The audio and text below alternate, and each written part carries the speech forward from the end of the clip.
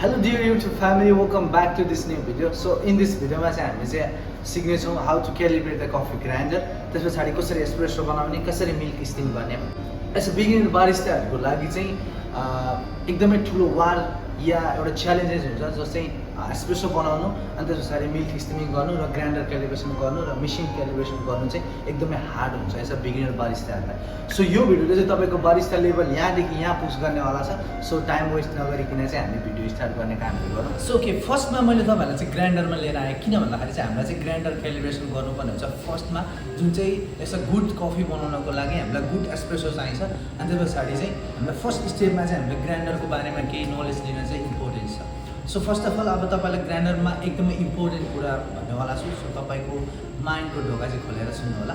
So फर्स्टमा अब हाम्रो चाहिँ यसो कफी सपमा एभ्री डे तपाईँले चाहिँ +40 कप्स होइन चाहिँ तपाईँको कफी सपमा चाहिँ यदि सेल भइरहेको छ भने चाहिँ तपाईँले एभ्री डे चाहिँ यो खाले केमिकलले चाहिँ तपाईँले आफ्नो ग्राइन्डरलाई चाहिँ क्लिन गर्ने कामहरू गर्नु होला एभ्री डे. बट यदि तपाईँको फर इक्जाम्पल तपाईँको 15 कफी बेचिराख्नु भएको छ भने चाहिँ तपाईँले चाहिँ 1 विकमा आफ्नो कफी ग्राइन्डरलाई चाहिँ क्लिन गर्दा हुन्छ.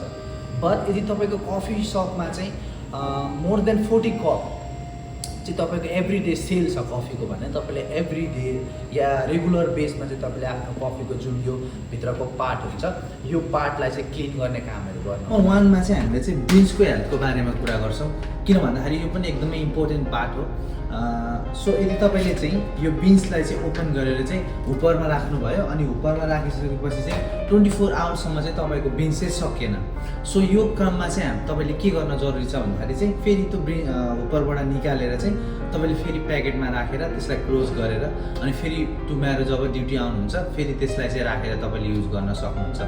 सो 24 आवरभन्दा माथि गयो भने चाहिँ कफीको जुन फ्रेसनेसहरू छ त्यो चाहिँ कफीमा उडेर जाने कामहरू गर्छ र तपाईँको कफीको टेस्ट चाहिँ अलिकति राम्रो हुन्छ. सो के हामीले नेक्स्ट स्टेपमा आइसकेको छौँ र नेक्स्ट स्टेपमा चाहिँ अब हामीले चाहिँ ग्राइन्डर क्यालिब्रेसन कसरी गर्ने भन्ने विषयमा बुझ्छौँ. यदि तपाईँले चाहिँ ग्राइन्डर क्यालिब्रेसन तपाईँलाई गर्न आयो भने चाहिँ सो तपाईँले एस्प्रेसोको जति पनि टेस्ट छ मेरो पर्सनल भ्यूमा चाहिँ 60 to 70% तपाईँले कफीको आफ्नो टेस्ट चाहिँ मेन्टेन गरिसक्नु भयो या बुझ गरिसक्नुभयो. सो यसलाई अब कसरी गर्ने भन्ने विषयमा चाहिँ हामी बुझ्छौँ.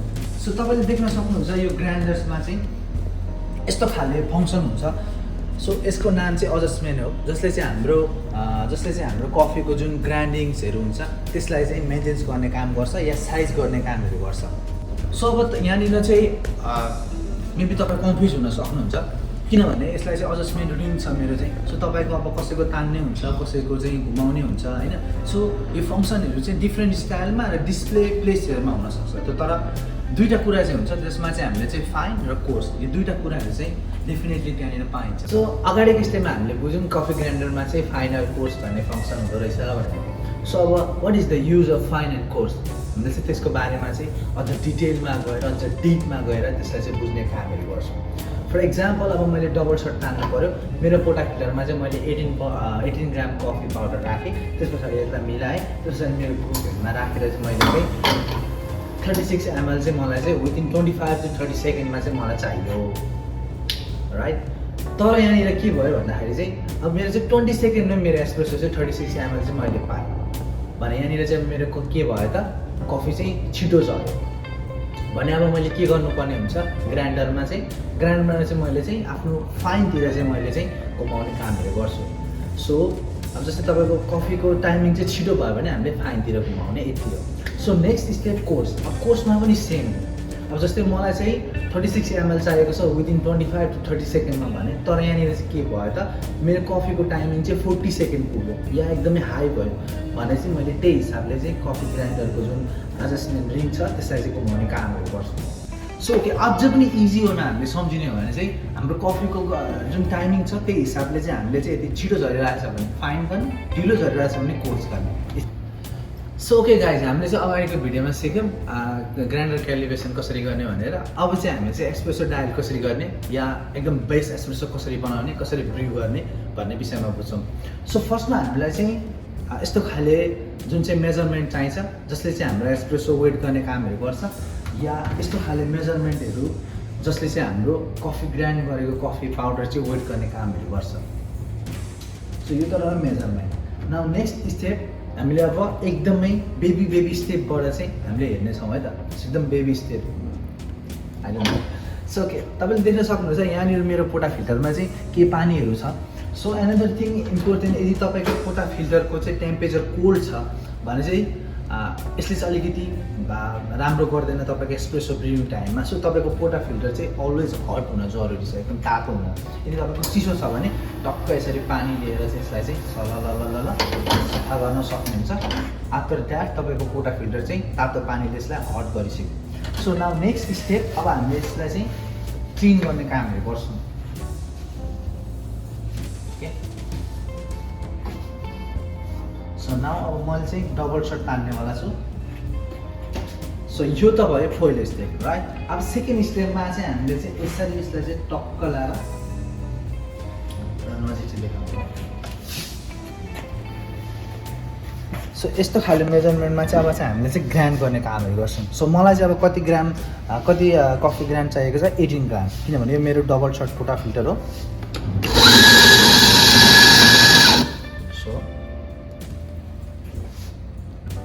सो तपाईँले देख्न सक्नुहुन्छ मेरो 18 ग्राम कफी चाहिँ मैले ग्राइन्ड गरेँ, राइट।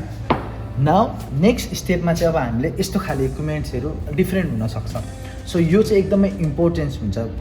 चट्ट यसरी यसको काम भनेको चाहिँ जुन कफीमा रहेको डल्लाहरू फुटाउने कामहरू गर्छ र यसले चाहिँ तपाईँको कफीको जुन टाइमिङ छ त्यसलाई पनि धेरै हेल्प गर्छ अनि कफीको टेस्ट बेटर बनाउन पनि यसले चाहिँ हेल्प गर्ने कामहरू गर्छ। सो अनदर स्टेप यस्तो खाले जसले चाहिँ हाम्रो जुन यो रहेको छ यसलाई चाहिँ एकदम सम्म बनाउने कामहरू गर्छ, लेभलिङ गर्ने कामहरू गर्छ।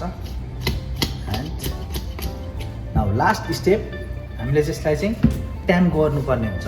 थोडा दूर चाहिँ देखाऊ भाइ।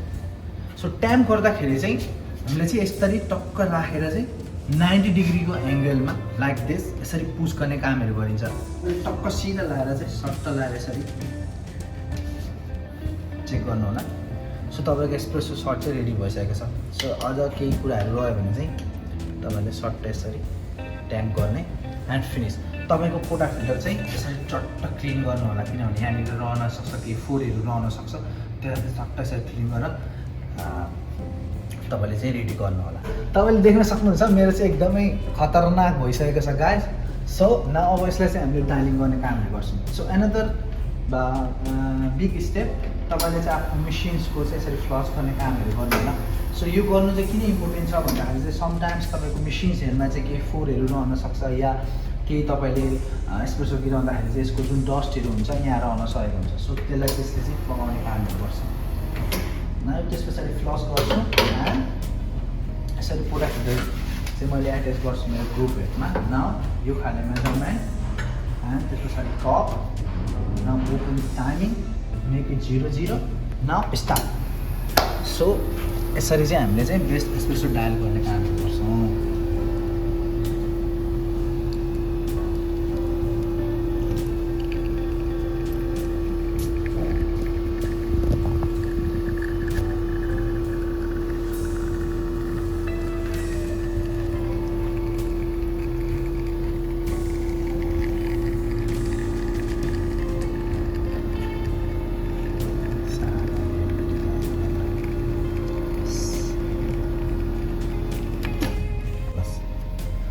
सो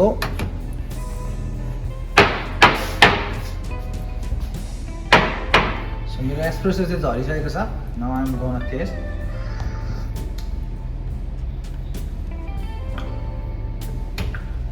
सो तपाईँले चाहिँ डबल सर्ट बनाउनु भयो भने चाहिँ तपाईँको क्याफेमा कुन हिसाबको छ या पोटा फिल्टरको जुन यो बास्केटको कति हो छ भनेर तपाईँले हेर्न सक्नुहुन्छ। फर इक्जाम्पल यो चाहिँ हाम्रो 18 को हो। सो हामीले चाहिँ यसमा 18 ग्राम राख्ने कामहरू गर्छौँ भने तपाईँको कुन छ त्यही हिसाबले तपाईँले एडजस्टमेन्ट गरेर राख्न सक्नुहुन्छ या तपाईँको ओनरले कुन सर्ट तपाईँलाई प्रोभाइड गरिरहेको छ त्यही हिसाबले तपाईँले काम गर्न सक्नुहुन्छ। Now next step is very beautiful हुनेवाला छ, जसमा चाहिँ हामीले सिक्नेवाला छौँ मिल्क स्टिमिङ कसरी गर्ने भनेर। सो यदि तपाईँलाई भिडियो चाहिँ मन परिरहेको छ, केही बुझिराख्नु भएको छ या केही बुझ्नु भइरहेको छैन भने चाहिँ फेरि भिडियो ब्याक गरेर हेर्नु होला। अनि फेरि पनि बुझ्नु भएन या केही मनमा केही जागरा छ भने चाहिँ मलाई तपाईँहरूले चाहिँ कमेन्ट गर्न सक्नुहुन्छ। जस्तो तपाईँहरूको मनमा जे सवाल आउँछ मलाई कमेन्ट गर्न सक्नुहुन्छ। अनि भिडियोलाई चाहिँ लाइक पनि गर्नु होला, सब्सक्राइब पनि गर्नु होला। सो नेक्स्ट स्टेपमा बढौँ एकदमै अगाडि। नाइस।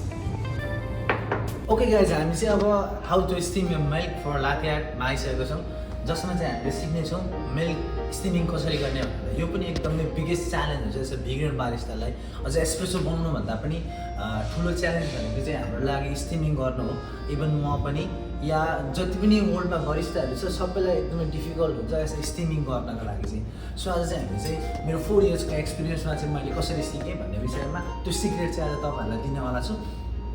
सो वर्ल्डमा जति पनि बारिस्ताहरू छ तिनीहरूले चाहिँ दुईवटा चिज चाहिँ स्टिमिङ गर्दाखेरि चाहिँ युज गर्ने कामहरू गर्छ। फर इक्जाम्पल मिल्क फर्म धेरै र मिल्क फर्म कम। सो जति पनि हामीले चाहिँ स्टिम गरेर बनाइने ड्रिङ्क्सहरू छ त्यसमा चाहिँ कि त मिल्क फर्म धेरै छ या त कम छ, राइट। सो अब त्यही टेक्निक्सहरू चाहिँ हामीले कसरी पर्फर्म गर्ने या कसरी गर्ने भन्ने विषयमा चाहिँ बुझ्दैछौँ। सो त्योभन्दा पनि अगाडि तपाईँले चाहिँ यो खाले थर्मोमिटर चाहिने कामहरू गर्छ, जसले चाहिँ यो इक्विपमेन्टले चाहिँ तपाईँको मिल्कको टेम्परेचर चाहिँ के गर्छ, नाप्ने कामहरू गर्छ। सेकेन्ड स्टेप, तपाईँको जुन पिचर छ यो पिचर चाहिँ जति कोल्ड भयो त्यति राम्रो हुन्छ। अब जस्तै मैले एउटा स्टिम गरेँ, अब मिल्क त मेरो तातो भयो नि त, सरी पिचर त मेरो तातो भयो।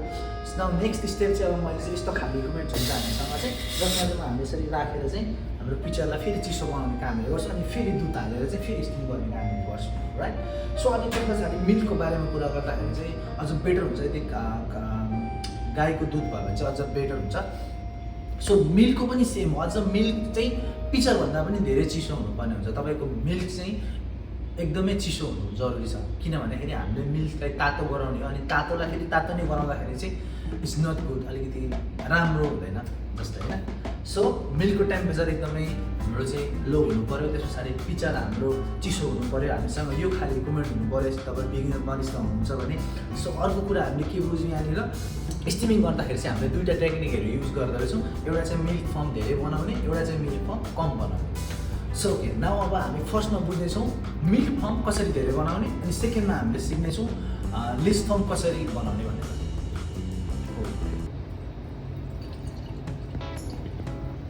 सो तपाईँले चाहिँ आफ्नो कपको हिसाबमा चाहिँ मिल्क चाहिँ आफ्नो पिक्चरमा राख्नु होला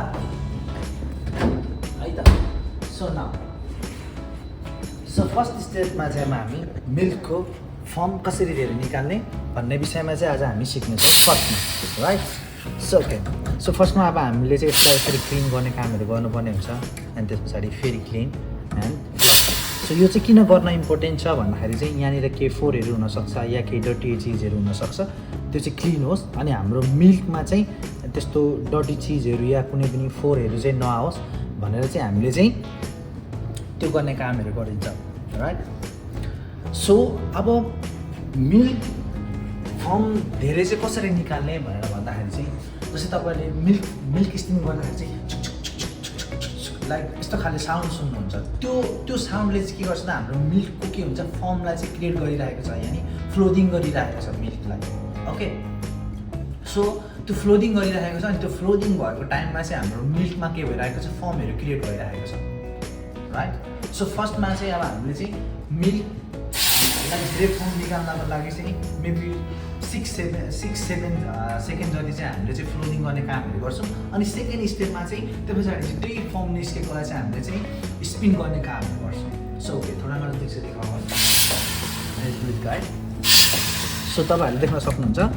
नाउ मैले चाहिँ अब टक्क यसरी त्योभन्दा पनि अगाडिको स्टेप्सहरू जस्तै हामीले पहिला यसलाई सिधा यसरी आफ्नोतिर ल्याउने कामहरू गर्छौँ अनि त्यसरी पिक्चर पक्र्दाखेरि चाहिँ अब तपाईँले आफ्नो हिसाबले पक्र्नु होला, तर मैले चाहिँ यसरी पक्र्ने कामहरू गर्छु, राइट। सो यसरी हामीले बिचमा यसरी हाल्ने कामहरू गर्छौँ।